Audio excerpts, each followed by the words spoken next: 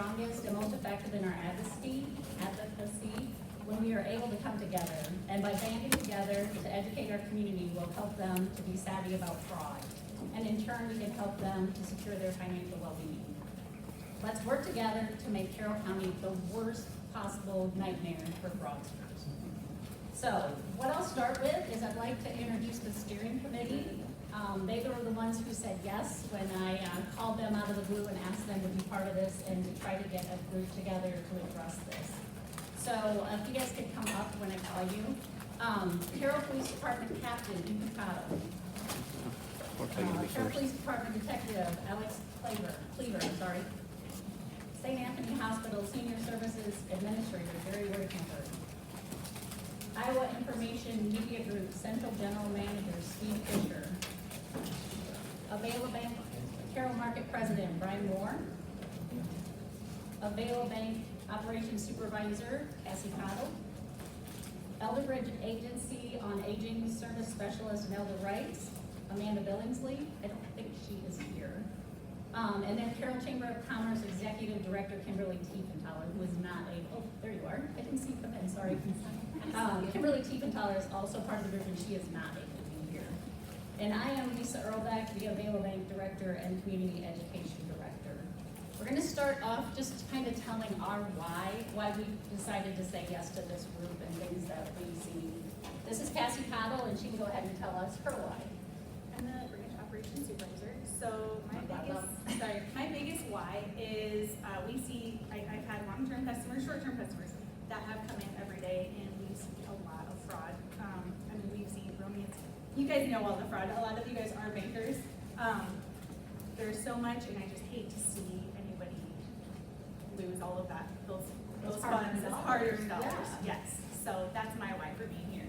And Jerry is, what is your Senior Services Administrator. So my primary role is to run our nursing home and then oversight of Garden View, our assisted living, and Orchard View, which is our independent unit. So this subject is very near and dear to my heart, and I think it's important that we all be aware of how people can be taken advantage of, the vulnerable adults. Just a couple of quick examples of what I have unfortunately seen is one of our residents, a daughter was power of attorney for financial. The resident had dementia and she was on Medicaid, so really wasn't aware of person place. So the state, when on Medicaid, establishes your client participation amount. That is the amount that the individual has to pay the nursing home, then the nursing home is reimbursed by the state for the remaining amount. Well, prior to me even starting, I've been here 3.5 years, they had a running large outstanding balance. So after about 1.5 years unsuccessfully, routinely receiving this payment, I issued her a 30-day discharge notice for non-payment, in hopes that I would get the daughter's attention that we need to rectify the situation. So unfortunately, she did not respond to any correspondence. So then I filed a complaint with Department of Health and Human Services for financial exploitation. And at the conclusion to the case, so a case was opened and investigated, and determined that she was, misappropriating these funds of her mother. And through that investigation, found she had several credit cards in her mom's name with very large balances. And this was unbeknownst to any of her siblings. So and usually when I come across it, it's because somebody just stopped paying me, or they say they run out of money and they are well known and know that they might have a farm or something. The second quick example is a resident daughter decided to gift herself $10,000 a year, which you're allowed to do, but you're not allowed to do that in order to qualify for Medicaid. So when she went to apply for Medicaid, Medicaid caught this, then the daughter had to set up a payment plan for me because she bought herself a bug. That's the way we go. So, you know, people try to fraud the system. Like that instance, there's checks and balances in place.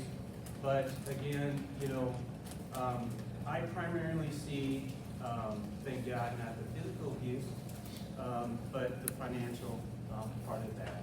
And that's why I personally, it's near and dear to my heart, try to prevent this from happening to anyone else. Alex Cleaver. I simply deal with scams on two regular basis anymore. Back 11 years ago when I started, it didn't happen like we do now. I'll talk about a few later, and just how they're everywhere, and we do have people in our community that do get scammed out of hundreds of thousands of dollars. That's not public knowledge of who they are, but it does happen in a small town, Carroll. So anything I can do to help just get awareness out is something I'll be a part of. Ethan Powell. Work along the same lines as Alex. We see far too many people, trustworthy people, get victimized almost on a daily basis anymore, being taken advantage of. If there's any information that we can kind of bring to light that's going to help prevent them from getting further victimized, you know, we would like to be a part of that. So that's kind of my why as to being part of this group and providing whatever information I can. Steve Fisher. Prior to taking my current role, I spent a couple of years in the technology field, particularly in cybersecurity. I've seen a lot of ransomware attacks and a lot of things that have happened. And considering in that time, 85 to 90% of the people or attacks are caused by somebody that's actually on the payroll of the business that gets attacked. And so it's interesting. It's important to know what is compliance security, what is actual security, and what is the need to make sure. I have a lot of knowledge that I want to just kind of transfer over because in order to keep this, it takes a constant battle of all things. Brian Moore. Before my time started in banking, you know, fraud was kind of just an abstract idea for me. You know, you get a text message saying, hey, you've won $50,000. Doesn't happen, by the way, don't click it. But like I said, it was just kind of abstract. And then since starting for the bank, you know, you see the actual impact of the individual. You have a face that associates with it. You see the impact it has on their life. You see the impact it has on the employees of the bank that are trying to help them work through this. It's disheartening for everybody. So, you know, when Lisa said she's putting together a coalition and going to work on fraud, you know, I thought it was my responsibility to kind of get on the forefront of things to really be able to help out customers, be able to help the employees as we go through this. So that's why I'm doing it. Amanda Billingsley. Our goal is to convert and help spread awareness and prevent vulnerable adults in the communities being scammed and taken advantage of. Appreciate you guys being here. My personal one is, I didn't really think much about it. You hear it on TV, whatever. We started going out in 2021 on June 15th was the date we started, and we were going to elderly, assisted living, independent living, recently retired groups, and just doing quick fraud presentations, you know, stuff from Federal Trade Commission, whatever. And after we were getting done, I'd say, you know, who in this room has had, you know, experience with this kind of, you know, fraud instances, or have been caught up, or, you know, heard from a fraudster? And we would have almost 100% of the people in the room raise their hand. And that's in Carroll, Iowa. And after we did a few of these, I was like, okay, we gotta do something else. This is crazy. And then you start looking at the stats and hearing the stories.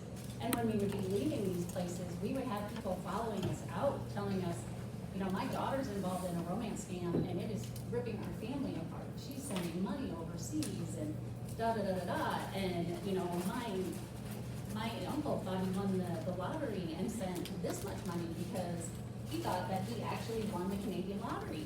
And it's like, okay, that's in Carroll. Can you imagine what it's like everywhere else? You know, I think we're fairly protected in this area, but, you know, and that's what started down this deep hole of how do we help? What can we do? And that's when we thought, okay, let's bring everybody together. Let's bring stakeholders together. Let's bring people together, and let's get some information out there. Knowledge is power. And I think if we can get ahead of AI before that hits our grandparent scammers, when it looks like Tommy and it sounds like Tommy and he's telling you he's in jail, hopefully we can get them to be a little more savvy and to verify and to not believe everything they hear, not to pick up the phone on every ring. So, you know, our hope is with this group is to get that information out there, and then we task everybody in this room, let's spread that word. Whether you have customers or patients or employees or family members, let's take that information and let's make Carroll County the worst nightmare scenario for a fraudster. Let's make sure that everybody in this county is aware, knowledgeable, and has a tool set to say, don't believe it. So, with that being said, thank you guys so much. So our steering committee here is So, that being said, we have Rachel Sherwood here. She's a great speaker, very dynamic. She is an assistant United States attorney for the Southern District of Iowa. She also serves as civil chief. She has worked in both civil and criminal divisions prosecuting fraud matters and was appointed the Elder Justice Coordinator for that district. She's a native Iowan and graduated from Iowa State University and the University of Iowa College of Law. Following law school, she served as Deputy County Attorney in Maricopa County, Arizona, and has prosecuted complex theft and fraud matters. So thank you, Rachel, for being here today. Thank you for having me. I am so excited to be here. You all are my people. And I have to give this disclaimer. In the case I say anything outrageous or if a curse word slips out, I'm not speaking on behalf of the Department of Justice, FYI. I'm speaking from my experience with the Department of Justice, who is my employer. But yeah, thrilled to be here today. Lisa, thank you so much. It is such a breath of fresh air to see someone so dedicated to this cause, because it is so important, and we'll talk more about that today. I have 30 minutes. I have a lot of material. I'm probably going to talk really fast, but I'm going to try to keep it exciting. But just because I love you guys so much, I did a little experiment this morning. I was sitting here on my phone. I'm not obsessed with my phone. I actually was doing something for your benefit. I was on Facebook, and you guys know that old people are on Facebook, young people aren't on Facebook anymore. So yeah, I was on Facebook and I belong to this group. And I have a 10-year-old daughter who is obsessed with Taylor Swift. I'm a little obsessed too. I have to admit, on my drive here, I listened to Taylor Swift's concert set and it was fantastic. So she asked me every day, Mom, can we get Taylor Swift tickets? Can we get Taylor Swift tickets? And I wanted to be the cool mom. I'm like, oh, we'll see, they're really expensive. You know, I'm not gonna spend $10,000 on Taylor Swift concert tickets. But she's my daughter and I love her so much and I really wanna do this and I wanna go too. So on Facebook, I belong to this group and this woman posts, she's like, I have Taylor Swift tickets for sale in Ontario, Canada. And I'm like, Canada isn't that far, I can do that. So knowing, you know, let's just see what happens if I reply. So I messaged her on Facebook and I just said, how much for the tickets? Probably thinking this is a scam. She wants $400 a piece for the tickets. Now, do y'all know how much Taylor Swift tickets are going for? Like thousands of dollars. So I was like, okay. So I messaged back. I said, hey, you know, I just want to make sure this is legit. What did you pay for face value? Where are the seats located? And what would be the mode of transfer for the tickets? Messages me back right away. It says face value over $3,000, over $3,000. Doesn't respond to anything else in my message. And now it's radio silence.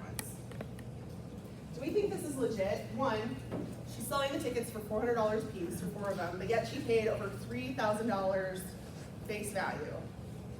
Like, this is a scam. And I'm an assistant United States attorney. I prosecute fraud cases. But a little part of me, I'm not gonna lie, was hoping it was legit. And if, not that I'm the end all be all of like, let's stop fraud, a little part of me was like, I really hope this is legit. I really hope that she can email me some proof that this is real. So if my daughter tugging on my heartstrings can get me to the point where I'm actually wanting to maybe engage with this person, imagine what someone with no law enforcement experience, with diminished capacity, what fraudsters can do to them. So Lisa's talked about a lot about our why. And I'm going to get to the presentation here in a second, but I brought several presentations just because I like to have choices, and I kind of went with this one. because I thought it'd be a good starter. But when I talk about my why and what I do, I've had the privilege and opportunity to prosecute fraud cases for nearly 20 years. And working with the victims of these crimes is what motivates me. And I prosecuted a case out of Jasper County a couple of years ago, and it was an investment fraud scam. Basically, a guy said he was investing in houses and flipping them, but he didn't even really own the houses. And he was forging the mortgages, and he forged the recorder's stamp. It was crazy, the level that he went to perpetrate this fraud. So he had a number of victims, and I don't even have all the victims because some were too ashamed to come forward. But these are some statements that I got from the victims that related to this fraud and how it impacted their life. And can everyone hear me okay? I have a pretty loud voice, so just raise your hand if you can't hear me.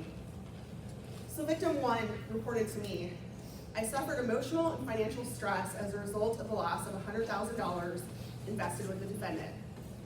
Just as I was retiring, when it appeared we were not going to see the money anytime soon. He either lied about when our money would be available or ignored calls and emails. We found out about the fraud when the case broke in the media. This is from the second victim. The funds we invested were from our Roth IRA funds. The loss of these funds set our retirement date back at least 10 years, and that's time we will never get back. Aside from last time dealing with this case, which I cannot put a number on, it has also taken an emotional toll on my wife and I. Both of us have had countless sleepless nights over this ordeal. My wife has been diagnosed with depression and is on medication as a result. We have also lost good friends over the defendant's crime. And then finally, victim 3. And I'm calling them by numbers, not because I want them to be a faceless person, but to respect their privacy. I found out about the federal indictments on June 2021 when it was reported on the KCCI News. 4 days prior, I had emailed the defendant with one of my many follow-ups, and I stated that I at least wanted interest payments to start, with no response. After seeing the news, I emailed the defendant again. Within 30 minutes, he responded with his last communication to me, and he said this: "Thanks, my apologies for not responding yesterday. I'll be back in town soon, and we'll get a statement over to you, and we'll work out on what an interest payment will be. Thank you." This email response was after the initial 7 federal indictments. He was still conducting his deliberate scam after being indicted. He had no intention of starting payments, and obviously there's been no further contact since that email. His one hand was caught in the cookie jar, but yet he still has his other hand in the cookie jar for his unknown victims at that time. So this is pretty powerful when you hear from victims of crime, because it not only affects them financially, it affects them emotionally. As I mentioned, there's a lot of shame and there's a lot of depression and anxiety that come with these fraud crimes. So that's why it's so important for us to be aware of what's going on. So here we are, here's Iowa. You guys are in the dark blue. Unfortunately, you're not in my district, but I wanted to come out to see you anyway, because you're very close. I live in Dallas County, but I work in Polk County. And the red, the yellow, and the light blue represent the southern district of Iowa, but we're all very friendly and we all work together. There's also an elder justice coordinator in the northern district of Iowa, the U.S. Attorney's office there, and he is based out of Cedar Rapids, so actually it's probably closer for me to come and visit y'all anyway. With that being said, just because I'm not in your district, I'm very close. And if you have any educational needs or want more information about things, my email is at the end of this presentation, so feel free to write it down because I forgot my business cards, and we can have a conversation about any other information that you're interested in. The next slide. Okay, this looks very official. This is the Department of Justice Elder Justice Initiative. This started about 5 years ago when the Attorney General at the time saw the growing need to address fraud against our elderly friends and neighbors. So he stated that every district in the United States that had a U.S. Attorney's office, there's 94 of us, would designate someone to be in charge of the elder fraud program, and that's me. I feel very honored and lucky to be able to do this because I get to go out and educate and meet people like you all. So what are the points that we want to bring home with the Elder Justice Initiative? One, we want to build our federal, state, and local capacity to fight elder abuse. So that's us working hand in hand with our locals, their state, and also federal agents, mainly the FBI, on getting the word out on enforcement and actually enforcing the laws to fight these fraudsters. Also, we want to promote justice for older Americans. We want to empower older Americans to take charge of their lives and be educated. And that goes hand in hand with supporting research to improve elder abuse policy and practice. Later on, I'm going to talk to you about some statistics. I'm not a big fan of just spouting out statistics, but they're pretty sobering once you see how many Iowans are actually affected by fraud. And then also, we want to help older victims and their families. But the only way that we're going to be able to do this is we can't prosecute our way out of this problem. It's only through education that we're going to be able to stop or prevent any sort of fraud, and especially elder financial exploitation. Because once the money is gone, there's no getting it back for the most part. It's usually overseas. It's in Jamaica, it's in India, it's in Africa, and it's very difficult for us, even the feds, to get that money back. So what we have to do is prevent it from happening in the first place. And so I hope all of you here on the local level, like Lisa said, can spread the word, because education is the only way out of this. And the criminals are always smarter and they're always a step ahead. So we have to work even harder to try to educate ourselves as well as others about what's going on out there. So I encourage you to be a leader in your community.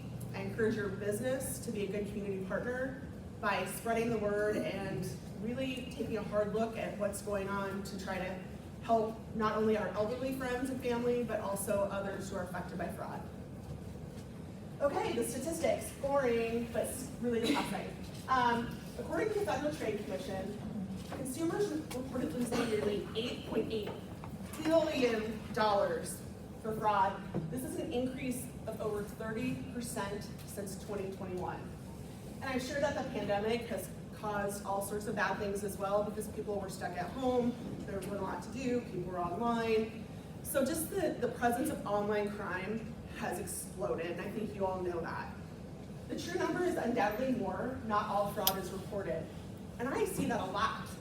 In my fraud cases that I've prosecuted in Des Moines, I've had victims who are very savvy, they have a lot of money, they have a good reputation, and they literally have not wanted to even talk with me or work with me when they've been victims of fraud, because they don't want it out there that they were scammed, because it would hurt their reputation or it makes them look weak.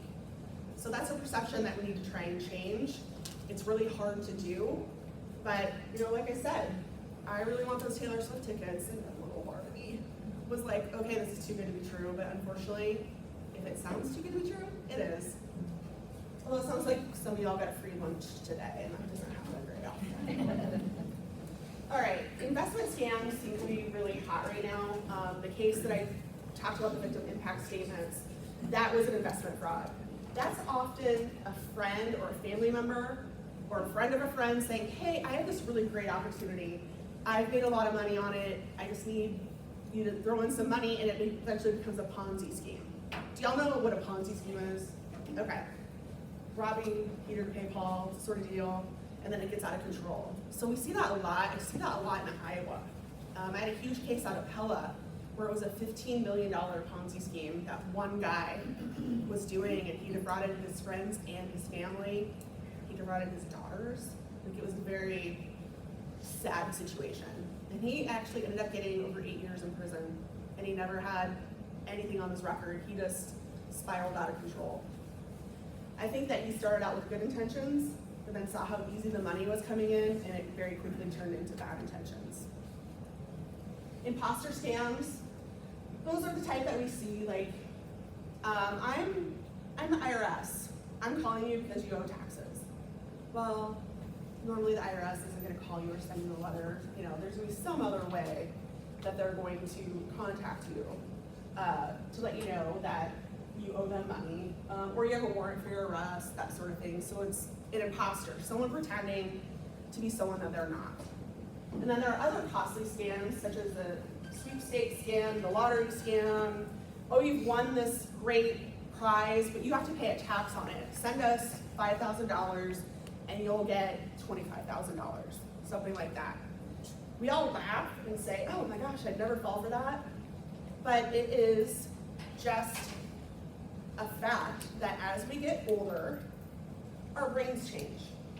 And it doesn't mean that we necessarily have diminished capacity. It doesn't mean that we're dumb or we're gonna fall for things. It is just a fact that the chemistry in our brain changes and people become more trusting as they get older. I saw a really fascinating doctor and psychiatrist talking about this. So we don't want to treat our elderly friends and family like they can't live their lives, they don't know what's going on. But we need to remember, as we get older, we're going to fall into the same sort of issues that come with just naturally getting older. So these are things to think about. So the 2022 FBI Elder Fraud Report shows that over 88,000 victims were over the age of 60, and this resulted in over $3 billion of losses. This is an 84% increase from 2021. That is huge. The problem is just getting bigger, and I won't be surprised if next year we see that double. The average dollar loss per victim is over $35,000, and there are a lot of victims that lost more than $100,000, which can be absolutely devastating to someone who's living on a fixed income and to someone who has spent their whole life saving only to see it gone in an instant. Iowa-specific numbers. Over 557 age 60-plus Iowans reported fraud to the FBI. Now this is seriously underreported because how many people do you know that were defrauded and know to report it to the FBI? And I don't know if local police departments are doing that. So I wouldn't be surprised if the number was quadruple, just from what I see and the resources that I have at the U.S. Attorney's Office. I guarantee you that nobody in the rooms that we speak in reported any of the stuff that happened to them. I mean, and that's added on to these numbers. So Yeah. there's not much work. Yeah, like anyone that's reporting this to the FBI, like it had to be either a really huge amount of money that caught the FBI's attention, or they know someone and someone knows someone, but let's face it, these crimes are not getting reported to the FBI. So that's probably just scratching the surface, frankly, of what's really going on. But what's notable is that of those 557 people, they suffered over $12 million in losses. Just our Iowans, $12 million, that's insane. And again, unfortunately that number is just going to get higher. So some common frauds affecting victims over 60. I know y'all are probably familiar with these, but it never hurts to have a nice refresher. Whenever I go to a CLE or a conference, I'm like, you know what, if I can just get like one good thing out of it, that's great. So hopefully you'll get one good thing out of this presentation and I'll call it a success. All right, illegal call centers. How many of you have gotten calls, you think, from an illegal call center? Okay, story time. I was at the U.S. Attorney's Office, in my office, and I had a message on my phone, my work phone, not my cell phone, and it said, you have a warrant for your arrest. Really? I was sitting in my office at the U.S. Attorney's Office. I went through security just fine. I have secret clearance with the FBI, but yet I have a warrant for my arrest. Okay. So they're like, you need to call this number and you need to clear this up. So what do? I'm gonna call the number because I want to see like who's on the other end. Don't do that. That's very stupid. But I did it anyway. I was curious. It's all for the sake of experimentation for you all. So I call the number because I'm like, I want to see who is telling me I have an arrest warrant. I call and I can tell immediately it's this like crazy call center. There's so many people talking and they have Indian accents. So I'm like, I am calling a call center in India because that's where most of our illegal call centers happen. The DOJ is working really hard to try to bust those up, but it's really difficult to do because it's in India. So I listened, I called, and as soon as I heard like all the voices and the Indian accent, I got kind of scared and I was like, okay, and then I hung up. But that is a prime example of an illegal call center. And they don't care who they're calling. They were calling the United States Attorney's Office for the Southern District of Iowa telling me I had a warrant for my arrest. So they're just so bold and they don't care. They're just gonna try to pitch the net out to see who they can scam. And you know, if you're not very savvy or you have diminished capacity, or you don't have law enforcement experience, that can really scare someone. When you get a serious sounding phone call saying you have a warrant for your arrest, a lot of people would have, their stomach would drop and, you know, very nervous. So that's a huge problem. Also, we have, you can go ahead and do the next slide, investment fraud. This is the one that I've talked about. And it's so hard to do just one presentation on fraud because there are so many different types of fraud affecting all of you and our elderly friends and family. You know, I think a lot of the fraud we think about is like the overseas fraud, because those are frauds that tend to be promoted and talked about, and it's kind of like the issue of the day to be like, oh, there's these Nigerian scams and all this is going on. But throughout my 20 years of prosecuting fraud cases, the most devastating cases that I've seen have been perpetrated by friends and family. And I think it's kind of like, it was the kind of the dirty little secret that no one really talks about. And then, you know, a while back, someone would report it to law enforcement, and law enforcement would be like, oh, this sounds like a civil matter or a family matter, I'm not even gonna get involved. Or, you know, county prosecutors, you know, well, this is hard because they're family, and, you know, it just creates a whole layer of issues when it's friends and family that you don't have to deal with when it's some unknown, say from overseas. But the complex web is something that we need to work through, and I think that all of us have done a really good job of saying, you know what, no, this is not a civil matter, this is a criminal matter. And yes, these cases are hard, but it's very simple. Someone is greedy, someone's taking advantage, and they're stealing money. That is a very simple thing to comprehend. But where things get difficult with friends and family, especially with our elderly friends, is say a power of attorney is stealing from an elderly person. And that elderly person wants to report it because their nursing home bills aren't being paid, or someone's going out and getting, you know, tattoos with the Social Security money, things like that. Say that elderly person reports their caregiver. What's gonna happen to that elderly person if that caregiver is unable to care for them anymore, but yet they're the ones stealing the money and taking advantage? These are the things that go through people's heads. Self-preservation. I'm gonna have to just deal with this and see my money frittered away, and I'm not getting adequate care, but I don't wanna lose the companionship of my family member. I don't wanna miss going and seeing them for Christmas.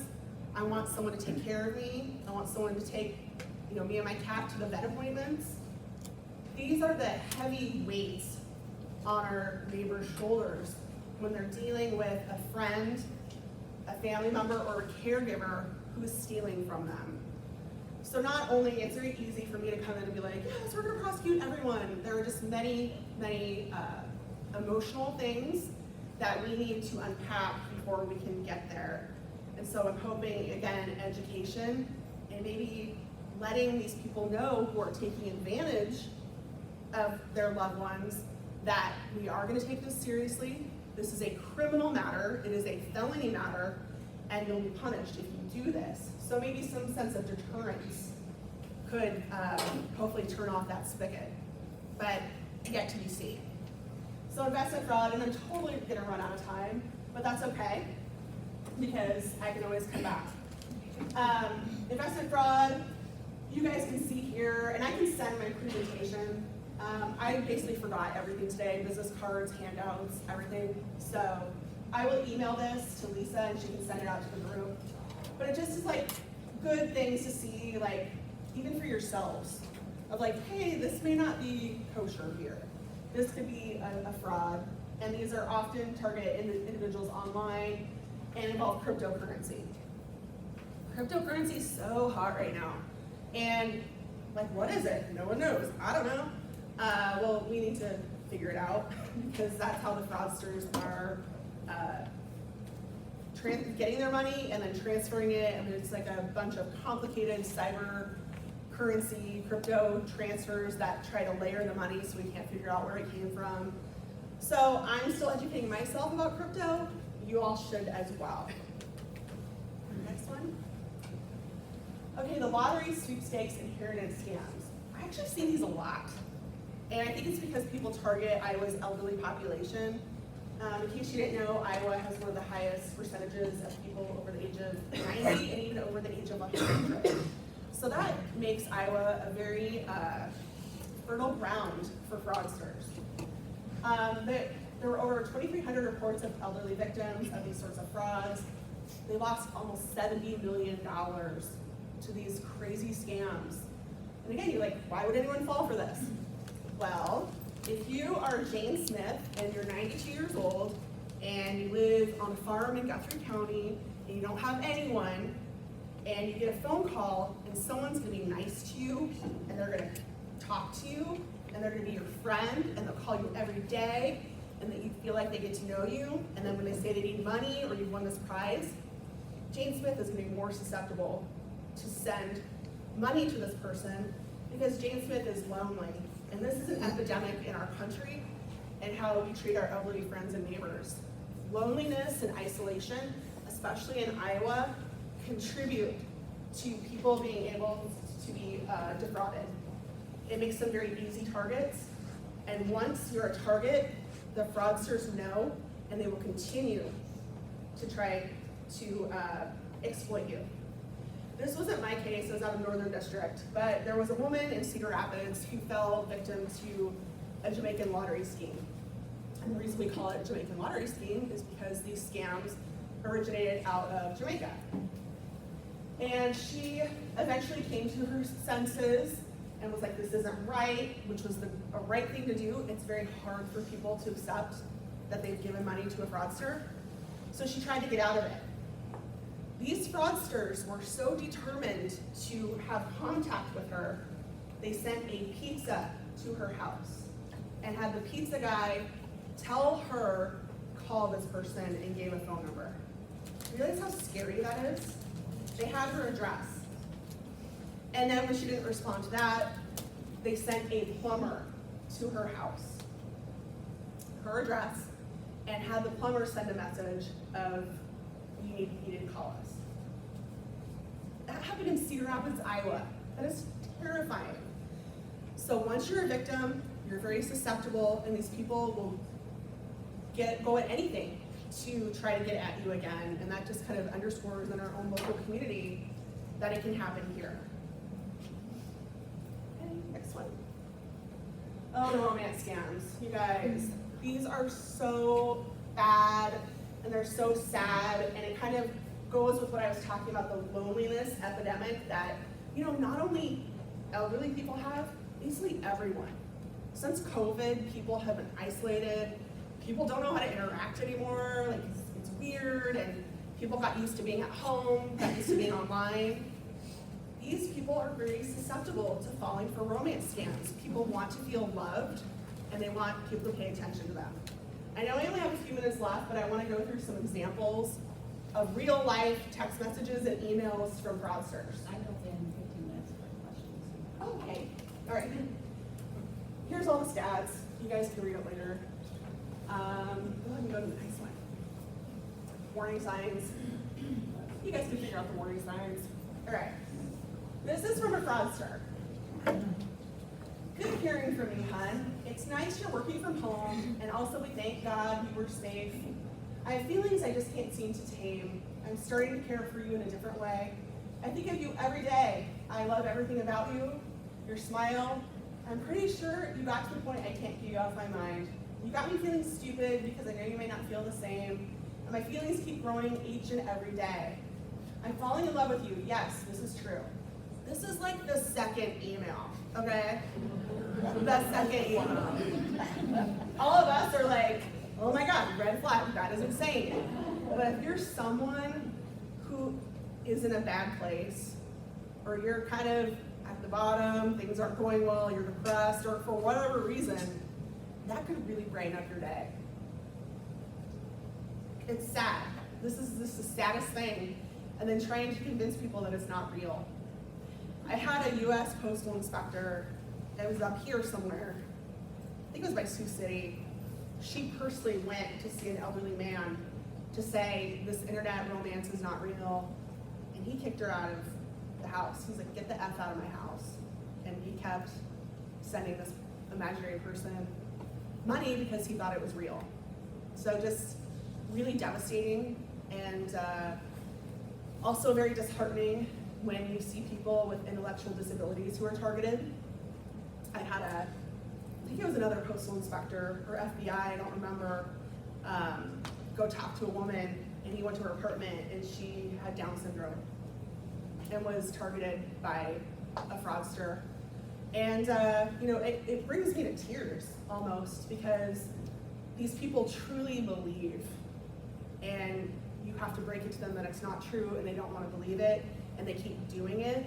So when someone is psychologically invested in a relationship, even when it's fake, it is so hard to convince them that it's not real. So here's the next. Hi, darling. I wish I was there to help you get things done. I had a mail from my lawyer. The security company agreed to release my gold. He has gold, y'all. With a bill of $18,000 to be paid. It should be paid before the 23rd of the month. I'll have to meet with my lawyer on Thursday to sign some documents. So now, not only is this guy totally in love with her, he has gold. That's amazing. And he only needs $18,000 to get this gold, and then they can live happily ever after. All right, next slide. All right, oh my gosh. He's in the hospital. A car knocked him down, and his phone, broken, whatever, because he was gonna go to the airport to visit her, because she wanted to see a picture and wanted proof of life, right? But unfortunately, he's in the hospital and the car knocked him down. So he can't see her. Right, next slide. Good morning, sweetheart. Just woke up from bed and you're the first thing I got on my mind. I miss you so much. I'm able to view the pictures you send, but my phone doesn't allow photos or video. Gosh darn it, you can't send a photo or a video to prove that this is who she really thinks she's talking to. It's a battery problem, for sure. All right, next slide. All right, now they're texting, they're not emailing, now they're on personal text. Just for some context, this went from a dating website to an email relationship to now they're texting. We can't continue to live this way. I gotta be home so I can treat you like my queen, help you recover your money, send you enough cash. You shouldn't be working anymore. This one won't go bad, just 5,000. Just 5,000. After the 18,000, because the 18 didn't work. So now the 5 is gonna work. We can have a better life we've been wishing for, no more disappointment, blah, blah, blah. So that's that. So this is how it works. And this isn't even really the worst of it. But that's just to give you a little sampling of what we see every day. And probably, if y'all are bankers or finances or basically anyone, if you're dealing with a romance scam, that's the kind of BS that they are dealing with and they think is true. All right, I'm gonna stop here in about 2 minutes, but just like I talked about, who are the financial abusers? Basically anyone who sees an advantage and then takes that advantage. And it's all based on greed. This is pure greed. It's friends, family, neighbors, acquaintances, professionals such as lawyers, doctors, financial advisors, clergy, caregivers, and guardians, and then also the stranger danger that we talked about. I do this whole thing. I have a presentation on power of attorney fraud, because that seems really hot right now. We're actually trying to prosecute those cases, because for so long, someone has a power of attorney and they're like, oh, it's a civil matter, oh, it's a civil matter. No, it's theft, they're stealing. So I have a presentation on that if anyone's interested in learning a little bit more about what powers of attorney are and what the fiduciary duties are and what you can do if you suspect power of attorney fraud. I did the presentation, it went over really well. So we can chat, but I have much more to talk about, if you can believe that, but I'm gonna spare you. I'm gonna open up to questions for about 5 minutes, and then I'll be here all meeting, so if y'all wanna talk after, tell me your stories, tell me your tales. If you want education, I can tell you where to go. that kind of stuff. Great. Any questions or comments? Critiques? I don't want to. So the romance scam that I was talking about earlier was somebody who was on disability, and she was sending her disability check, or part of it, overseas, and that's what was ripping into this family, is they're like, that's not real, you know, don't do that, and she was so convinced that this person was real, that she was continuing to send disability checks. So you imagine, okay, disability checks are probably not that big anyhow, Right. and that's what she's supposed to be living on. Well, it's hard for the banks, like all you financial people. It's like, okay, you've had this customer for 25 years, right?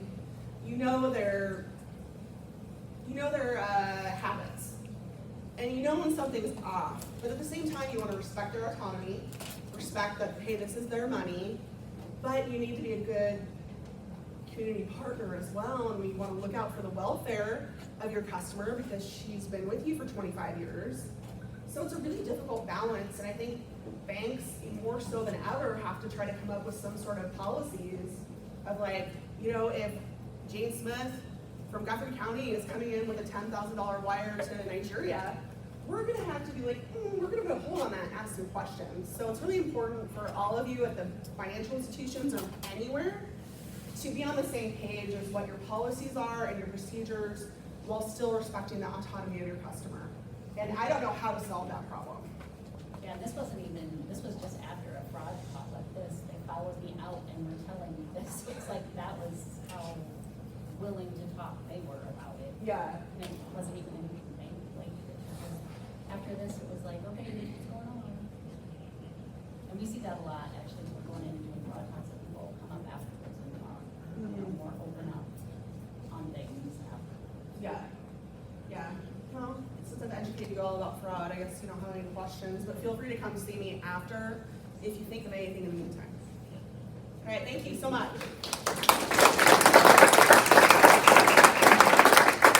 So next up, we have Ethan Carroll and Alex Cleaver from the Carroll Police Department. And they're gonna talk about stuff that is, they're seeing actually all the time in Carroll. I want to see something. All right, so we're gonna go through our little presentation of what we commonly see in town here. Rachel's already kind of explained some of the stuff we have in here, so we won't. Sorry, I didn't mean to steal from you. Beat the dead horse, but, so our purpose, again, we see a lot of victimization of trustworthy individuals, whether it be elderly, it could be, you know, anybody in the community that, you know, just believes that this scam is true, and all of a sudden they're losing tens of thousands of dollars, which creates huge financial burdens for just about anybody. If somebody asks me to send them $50,000, I'm gonna be hurt because, to be honest, $50,000 is a lot of money. So, next slide. Categories of fraud that we typically see, or we kind of, our department breaks them down into. There's kind of two different ones. It's the too good to be true scams, publishers clearinghouse, romance scams, lottery scams, and then the scare tactic scams, which I will cover a little bit more in depth.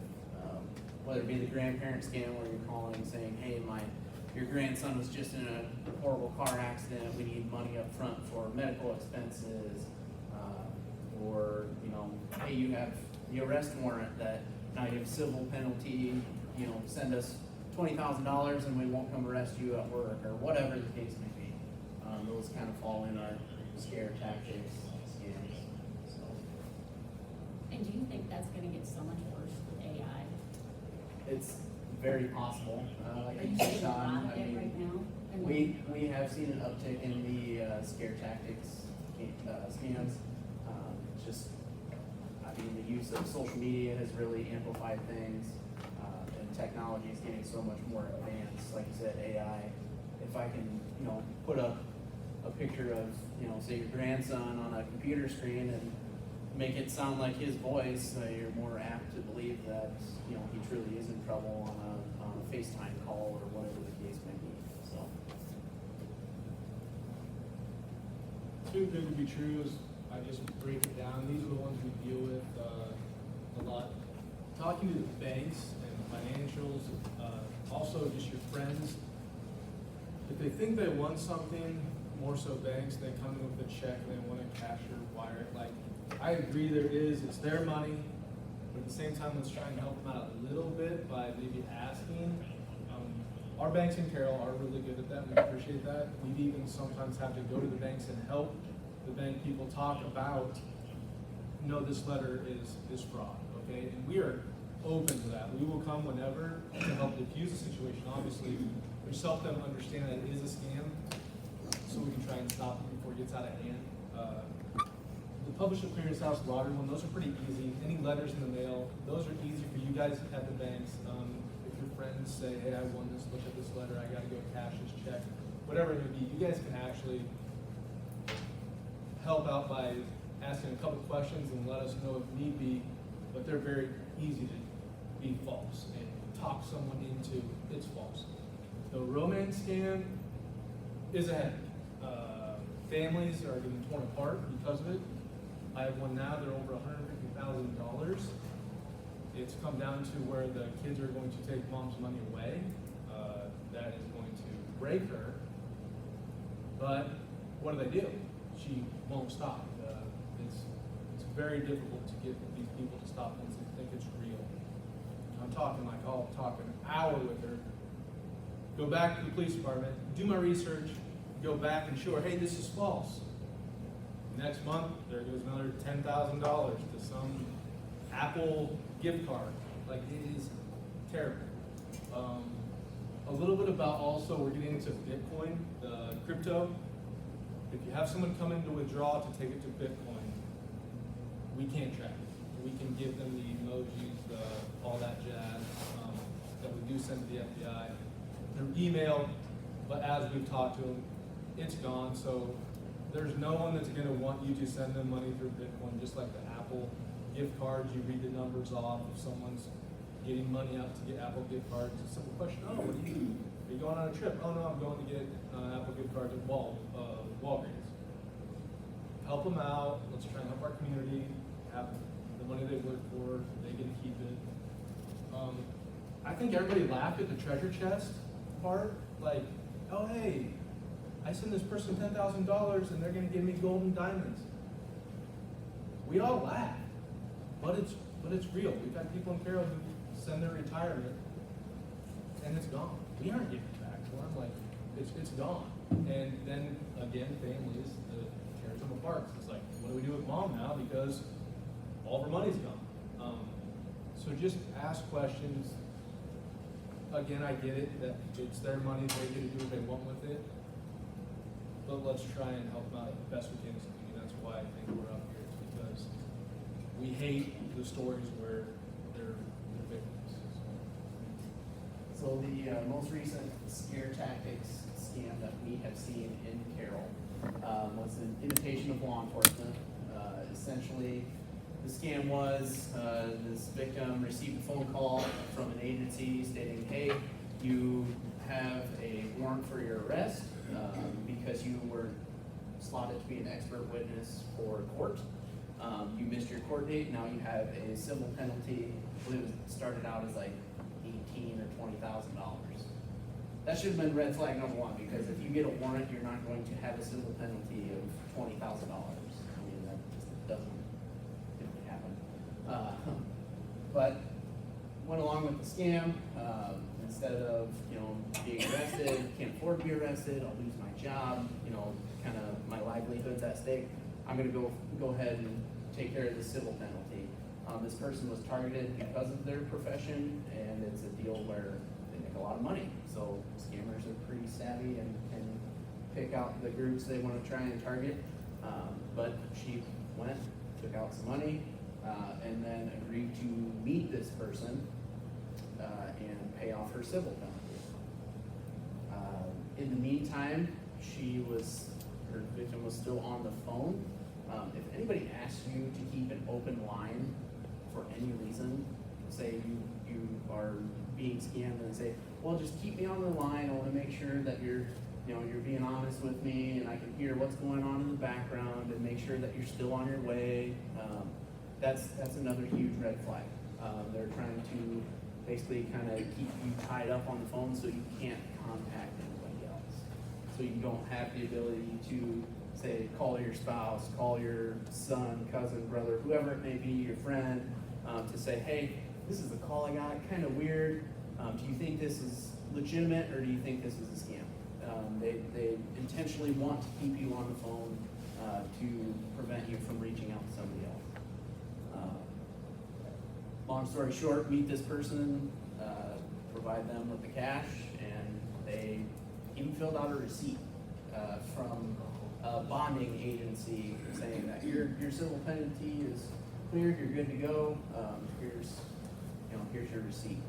I mean, some of these scams are very intricate. They're going to go as far as I'm looking up to see, the law enforcement agency. I'm going to use the Carroll Police Department or whatever department I can find online. See if they have a department roster, which a lot of departments do.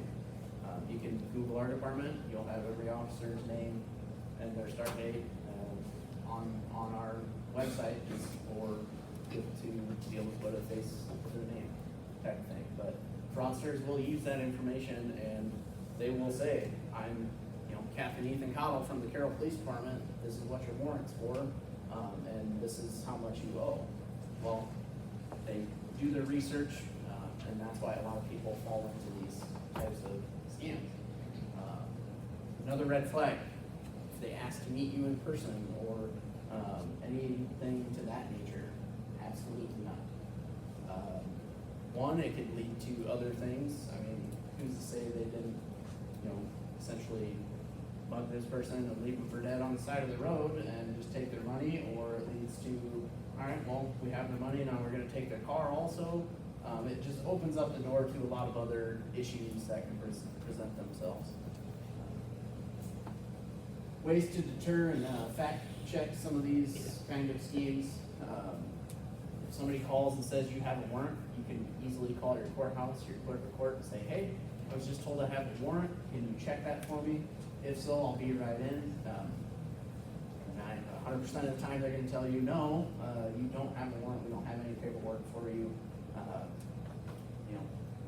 Obvious scam at that point. Call your local law enforcement agency. A lot of times these scams, they like to target certain areas. This particular one we know was connected to, I think, 3 or 4 different cities around the state. But just getting a phone call say, we don't have any idea if this is the only person in town that was, a victim to this scam, or if, they're one of 10. But if somebody calls in saying, hey, this is the phone call I received, I believe it's a scam, do you know of this information, or have you had this in town? Most of the time we're gonna be able to say, yes, this is a scam. We've had, several people call in saying, they did a little research and found out it wasn't true and kind of discovered it was a scam. Anything we can do to kind of prevent it from continuing to happen. So feel free to reach out. Additional schemes that we see quite a bit of and more frequently lately has been social media posts, explicit photos, kind of as a ransom. This surprisingly has been something I've gotten several reports from high school age kids. They come to the police department and say, I bought gift cards and spent $500 of my check to try and make this thing go away, but I believe it's a scam. Well, yes, it is. And unfortunately, once that money's gone from the iTunes gift card or whatever else it may be that they're asking for, we can't recover those things, which is very unfortunate because I know when I was in high school, a couple $100 was what I lived on. I mean, Hy-Vee only pays you so much. But yes, the Snapchat has been kind of a big one for us just because you can create fake accounts, you can post fake pictures, and that's how a lot of these kids get kind of wrapped up into, oh, you send me photos, I'll send you photos. Well, then it turns into, now that I've got your photos, you need to send me X amount of money so I can keep getting paid, essentially. With that noted, we've had over a dozen high school age kids in Carroll fall for that We have yet to have any actually leaked. So I'm not saying they're not eventually gonna, but as of now, they've been bluffing with the leaks. It is embarrassing to take pictures and send them to someone you don't think is going to, I assume. But let us know as soon as you can, just so we can reiterate that, like, hey, they have been blocking so far. Just stop all content, block everything. Definitely stops. And I will say, our office does a lot with, photos of kids, and it's technically child pornography. So that's something, if kids are sending, if they're being induced to send photos of themselves to people, unknown people, that's something that the feds always look at, because not only is it a form of exploitation, it's also child pornography, even if the child is the one being induced to take the photo. So that's something that carries a really heavy penalty. Also, with what he's been talking about, scams are embarrassing, nobody wants to talk about them, we don't want to tell our friends, we don't want to tell anybody. The sooner you do realize you're scammed, or you know someone is scammed, you come to us, we can get a hold of people that can help. The case he's talking about, 4 detained, going federally, because she came in the next morning. Oh man, I think I did get scammed. We have contacts. We use those contacts when we can, since she met them in person, which was not smart, twice actually. I forgot that one. Yeah, for a total of 31,000.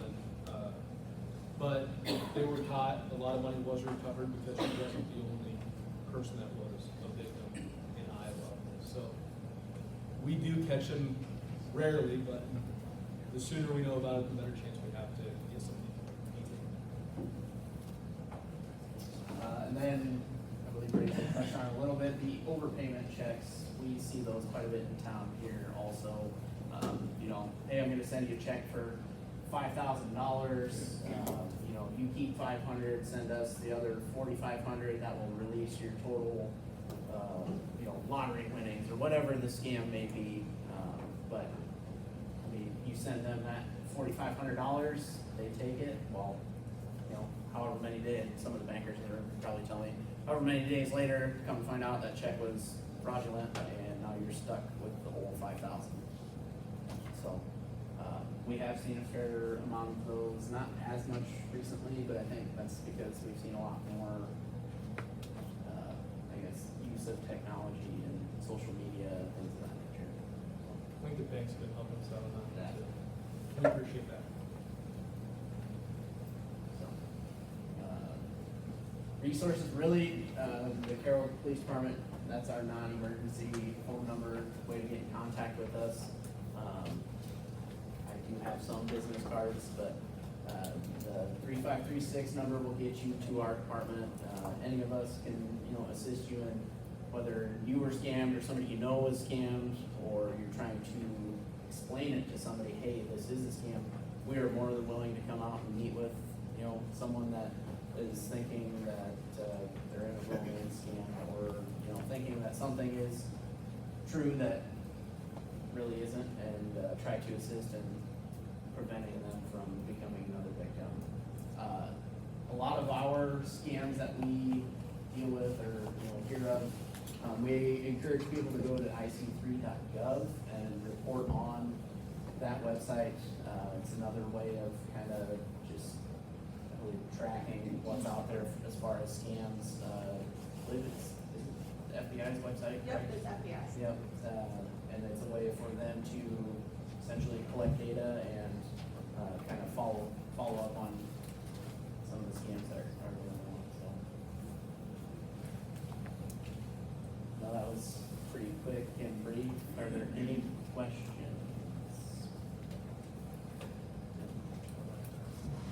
I have a question. Yeah, That's why it's a question. Sorry, no, just, I have teenagers, and so the picture thing really freaks me out, because everyone knows that kids, their brains aren't fully developed, they're not smart, it's just, they're not. Any of my kids are. Do you know if there's education in the schools, or if you guys gone into the schools to talk about this? So 'Cause I know that's- it's kind of embarrassing, but. That's something Lisa and I was I, just and our gonna- group has okay, kind I wanna of, talk to you after this, has because kind of we want to get discussed. out there. When Yeah. I didn't know this was going on, I was like, It's a my stomach big sick. problem. prosecute a lot of these cases just because of the explicit photos thing. Not even so much on this, it's a scam thing, but, I think there's a stigma of like, no one wants to admit they took pictures of themselves, and it's embarrassing, and I don't wanna tell my mom and dad, but it's so dangerous. Right. And that's what, I mean, my hope, and I'm sure you guys agree, is to not only let the kids know, but then also to send some information home, like so that the parents can kind of watch for that too, to be aware of, okay, if I find these empty gift cards in there, or, you know, these used gift cards in their trash or whatever, that, okay, red flag, something's up here, what is going on? But it's not only sexual exploitation, anyone of any age can be affected by fraud. Right. And I think teenagers with their cryptocurrency savvy, the Apple cards, things like that, I see that as being the next trend of targeting teens on social media because they're teens. They don't think before they act a lot of times. So I see that as being a trend. Yeah, when you guys were talking about that, I was just like, so disheartened, like, okay, that's right here in Carroll, again, it's like, how, why is this happening? But yeah, so that's our hope, is that we're trying to get through this kind of first, and then kind of hit that next circuit of things, but There's never a shortage. no, not at all.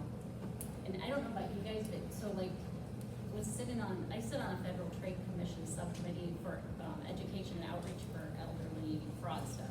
And one of the things that I've learned from that is that every fraud has an emotional hook.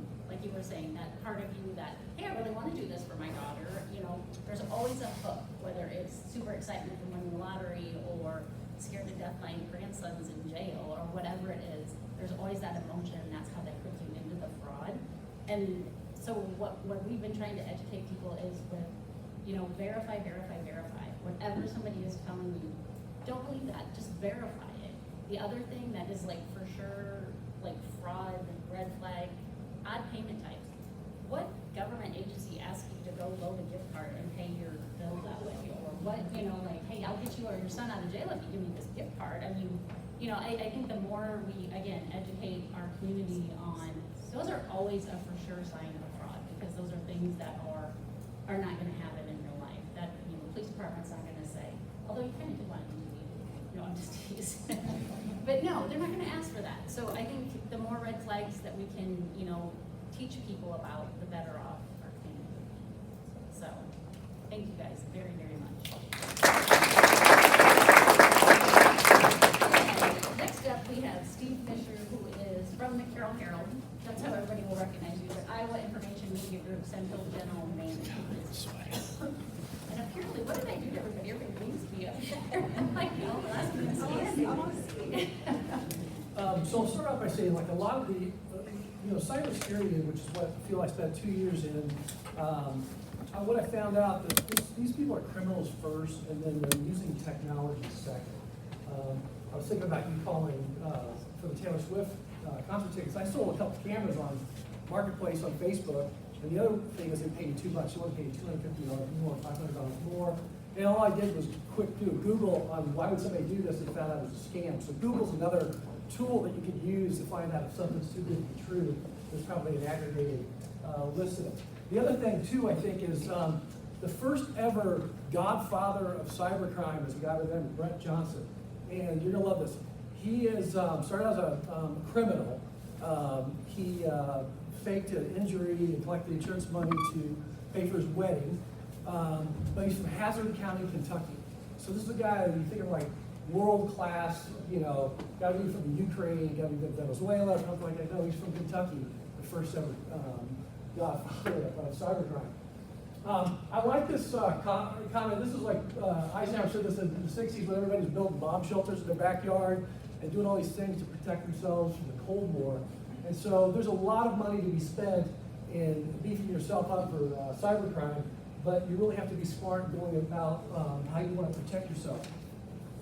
And really to understand cybercrime, and really understand the cyber history, because we've gone from, you know, the big mainframe computers, you know, all the way down to like everything being in the cloud. And so when you think about what you're protecting, that's where it was at one point, and that's where it is now. And with that, in cybersecurity, I learned that like 95% of people, and this is no offense to anybody in IT, but 95% of people in IT really don't know a lot about cybersecurity. I mean, really, cybersecurity is a law enforcement issue. It's really a crime that's being committed and just using those tools. IT people have really been it's been a journey where they've started out, updating hardware. In most operations, it's fixing the printer. My printer doesn't work. Can you come help me? So that's really where most of that the tickets come from. But then we move forward to cloud computing, and this is the Internet of Things. So now the world operates in the cloud.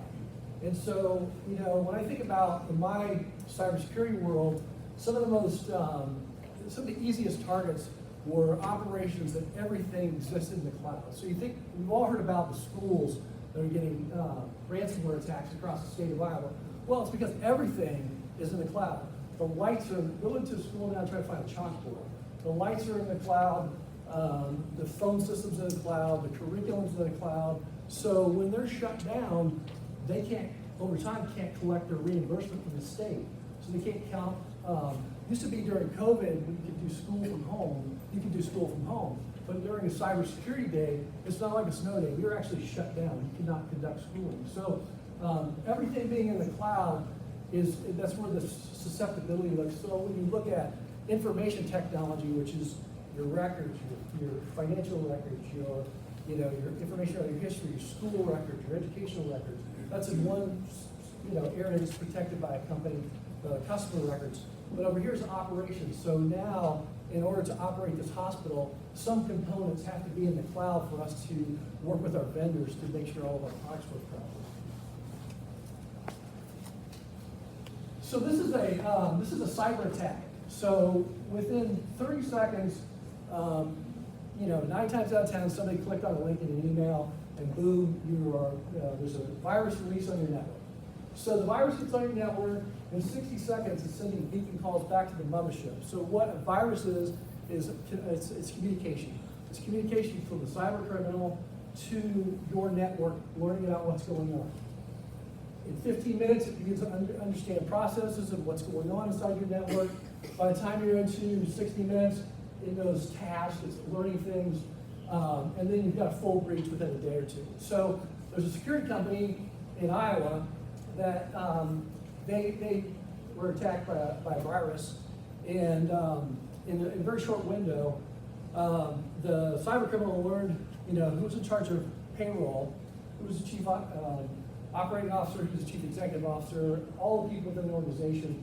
And on the first pay period, after the person in charge of payroll went on vacation, the substitute got a payroll routing change for the CEO and the COO.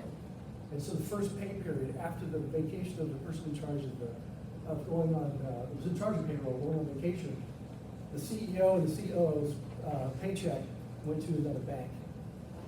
So now that's a processes thing. I mean, really, if you get a payroll change from the CEO and COO, there really probably got to be another step to check off on it. But that's what that virus knew, and knew how to send that paycheck to another person.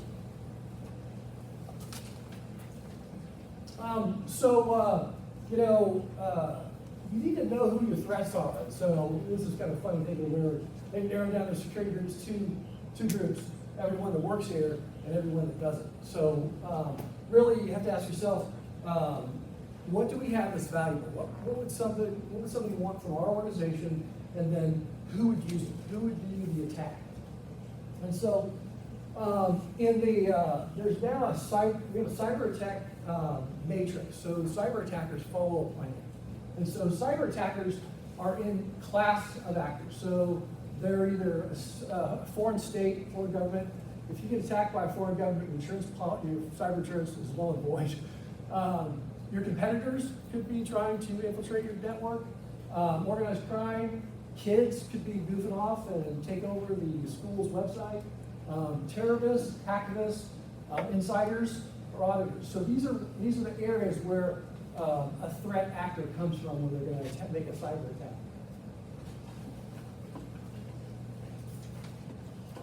So actors or threats, they're motivated. So it's either financial, industrial, espionage, it's a military effort, or it's some kind of ideology, political, they don't like you, either you're red or you're blue, or prestige. You just want to say, hey, we were able to hack into your network, and here's how we got in there.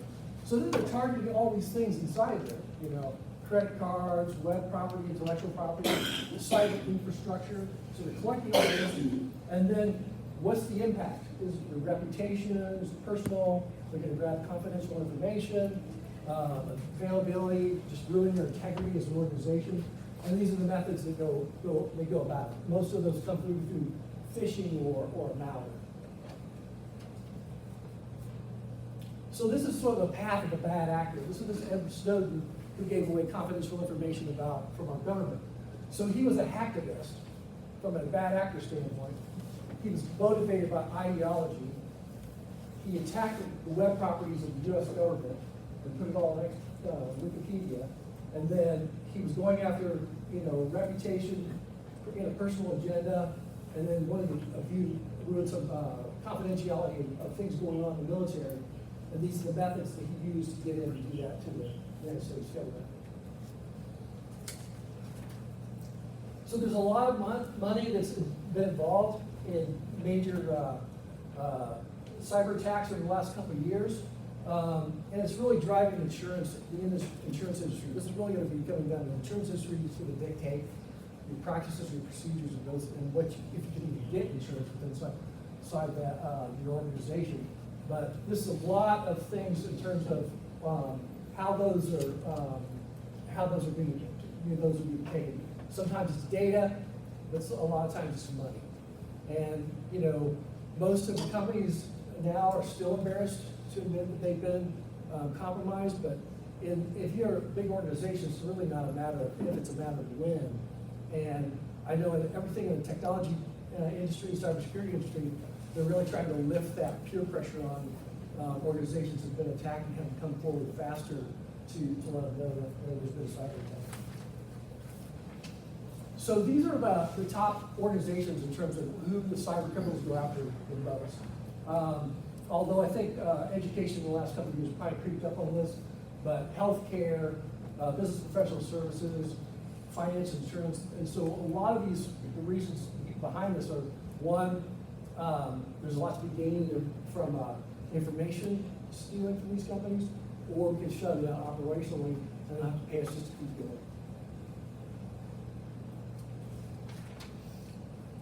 So this is a look at cyber attacks through COVID. So in 2019, it took 70 days to identify a virus on your network. In 2020, with COVID, it spiked a little bit, came back up down in 2021 because we got faster, and then contained it, and you stopped it, you could keep it from spreading on your network. That got a little bit better as we look forward. The area that the analysis, that's what's called forensics, finding out what it did. There's really been not a lot of advancement made in that. You have to bring in these scientists to go through your network, find out exactly what a virus did. And then here's where the insurance is involved. You have to notify, regardless of what happens on your network, you have to notify any of your customers or any data that might have been breached. And so that's the life. And then the cost for the investigation is what's also driving insurance premiums. So we'll just do a quick walkthrough of specific industries. I'm talking about organizations. It doesn't really matter what size. Putnam County Hospital is I think that county's smaller than Greene County, but they ended up paying out $100,000 on a ransomware attack because their hospital was shut down operationally. There were records compromised. All the people that had their records compromised, they got a credit bureau subscription for about a year. The cyber criminal got $100,000. That's just a small hospital. Marriott's been dealing with some of the same cyber attacks since 2008. They've collected cyber attacks over the years through acquisitions, so they bought a hotel. They bought a virus that came with that hotel, and then they were compromised when they connected that thing to the network. Education, this is Lincoln College out of Lincoln, Illinois. 2 years ago, as a result of a cyber attack and probably COVID, they went out of business. Long-standing since 1865 college that went under as a result of a cyber attack. And then the granddaddy of them all is Colonial Pipeline. We were probably 3 days away from the world shutting down because it wasn't we were going to run out of fuel. They were going to run out of their ability to bill for the fuel. So the former employee of Colonial Pipeline quit. Somebody got their login information, their password, got into the network, and voila, it was one of the largest cyber attack payouts in history. All because Colonial couldn't operate the billing of the petroleum that they were using on a daily basis. So on solutions, unfortunately, a lot of the solutions are really that aren't necessarily protecting you. They're making you more aware, but they're not really protecting your network. And that takes a deeper dive because when you think about it, this is the amount of traffic coming into any small business, trying to get into any small business and medium-sized business on a regular basis. And so this was one of my clients when I was with a tech company, and they had no customers in South Korea, and they had no customers in Russia. So why that activity was coming in on their network was not to do regular business, but to attack that organization. So really, on the side of the organization, it's really paying attention to how your network's protected, and a lot of that's done through you may have heard the term threat intelligence. So intelligence is collected from around the globe. So criminals that have operations around the world, law enforcement or good cybersecurity companies are out there looking like they're criminals. They've got what's called honeypots around the world, and they're collecting viruses from those and streams from those criminals, and then they put it in the security stack, and then that gets put into your network. And so when a known virus is coming in, that's tracked through a good security stack. So there are a lot of good security companies out there that provide that same sort of technology. So can you block a country from seeing the website? Is there a way to do that? I think if they really wanted to get there, they could get there. But you could block traffic from into your network from them. But the thing is, the cyber criminal can look like they're coming from Austin, Texas. It's the virus that they're trying to get in there. It's the key. So this is really what's happening for it. I'll share this slide deck, but the things on the top, those are real protection, like penetration testing, a good EDR solution on the network. The job market's tough, so getting people not to check their social media when they're on their work computers, or getting people not to check Facebook on their work, those days are gone. You just really need a good network and good network protection. But then there's going to be compliance issues, and a lot of insurance companies are looking at your website and looking at whether or not your websites are compliant, or if somebody's going to get a virus from doing business with you. And then there's remediation. So if you get attacked, or you have to pay a ransomware, these are where the huge costs come in to get your reputation back, get your data back, or get your operation back up and running. So by the year 2025, saying that cyber crime would be the third largest economy, and it's just not stopping. There are things, there are cultures within the tech community that used to be norms. For example, the former CSO at Uber, he paid somebody to tell him how to fix their virus for $1 million. Well, that used to be a common practice. I mean, there used to be hackers that were just kind of tooling around the basement back in the day that would call Microsoft and they'd call Apple and say, hey, your software's broken, we can fix it like this. Well, the response was, you're going to hear from a company lawyer, cease and desist. Well, the tech companies realized they actually needed those people to fix their products. And so now, as a tinkler in your basement, breaking into a network, you can actually get $1 million from Microsoft, or Apple will pay you to do that. But that's what's called blue hat hacking, so it's a good hacker. But there's a mix between what's a blue hat and what's a bad guy. And so, he got fined for doing something that you used to do back in the day, and that is, you go and get the code to break the virus, and they pay you for it, and boom, you go back, business is normal. But today, a lot of the insurance companies push all of our regulations, and particularly publicly traded companies, being regulated by Sarbanes-Oxley, and so any type of compromise to the network has to be reported. And any kind of what used to be good in terms of paying to get your information back is not seen as good anymore. So, any questions?